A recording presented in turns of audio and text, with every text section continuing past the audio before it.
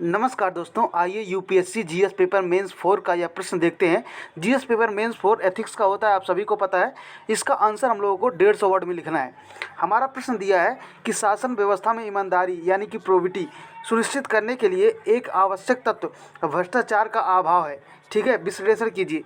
यानी कि ईमानदारी वहीं होगी जहाँ भ्रष्टाचार नहीं होगा। प्रश्न यह पूछ रहा है। तो आपको मैं बार बार कहता हूँ कि इस साइड और इस साइड नहीं लिखना है, हम लोग को अपना आंसर लाइन के बीच में ही लिखना है। आप सबसे पहले प्रोबिटी को परिभाषित कीजिए। देखिए, प्रोबिटी शब्द लैटिन शब्द है जो प्रोबस से बना है, जिसका अर्थ होता है नैतिक मानकों व आदर्शों के उच्च प्रवस्था का होना। अब हम भ्रष्टाचार और नैतिकता के बीच क्या संबंध है इसको दिखाएंगे।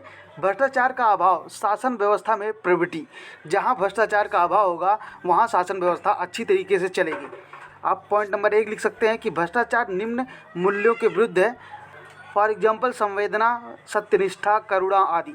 ठीक है, व्यवस्था में इन मूल्यों का अभाव रहेगा तो ईमानदारी नहीं रहेगी, आपको ये पता होना चाहिए। दूसरा पॉइंट आप लिख सकते हैं भ्रष्टाचार की कमी, जहाँ भ्रष्टाचार की कमी होगी वहाँ सामाजिक न्याय होगा, वितरण मूलक न्याय होगा, इस तरह की स्थितियाँ वहाँ पर विद्यमान होंगी। आप अगला पॉइंट लिख सकते हैं कि भ्रष्टाचार न होने पर प्रशासन पर अधिक ध्यान दे पाएंगे, कार्य संस्कृति की दक्षता व कार्य क्षमता में वृद्धि होगी इससे। चौथा पॉइंट लिखिए, भ्रष्ट व्यक्ति लालची व संवेदनशील होता है, इससे जो करदाता होते हैं उनके धन का अपव्यय होता है। ठीक है, अब आप एक पैराग्राफ में लिख सकते हैं, किंतु भ्रष्टाचार का अभाव केवल एक प्रभाव है जो क्रमशः आगे एक प्रभाव उत्पन्न करता है, वह प्रभाव है शासन में ईमानदारी। अतः भ्रष्टाचार के अभाव की क्रिया अधिक आवश्यक है।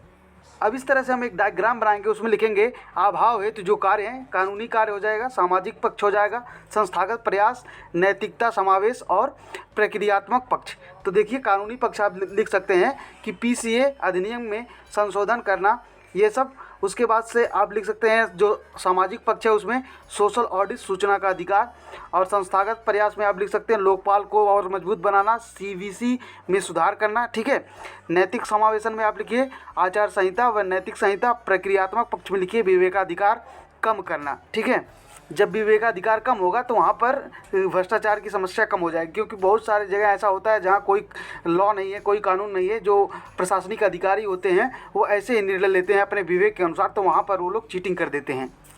अब इतना सब लिखने के बाद आप अपने उत्तर का अंत ऐसे कर सकते हैं, अतः उपयुक्त साधनों के आधार पर यह कहा जा सकता है कि भ्रष्टाचार का अभाव व ईमानदारी एक दूसरे से संबंधित है, वह एक दूसरे के अपोजिट फीडबैक लूप है। ठीक है, इस तरह से आप एक डायग्राम छोटा सा बनाइए, ईमानदारी, उसके बाद नीचे लिखिए कम भ्रष्टाचार। तो प्रभाव इसका क्या होगा, अगर कम भ्रष्टाचार है तो ईमानदारी होगी, अगर भ्रष्टाचार का प्रभाव अधिक है तो ईमानदारी कम हो जाएगी। ठीक है, thank you so much for watching this lecture.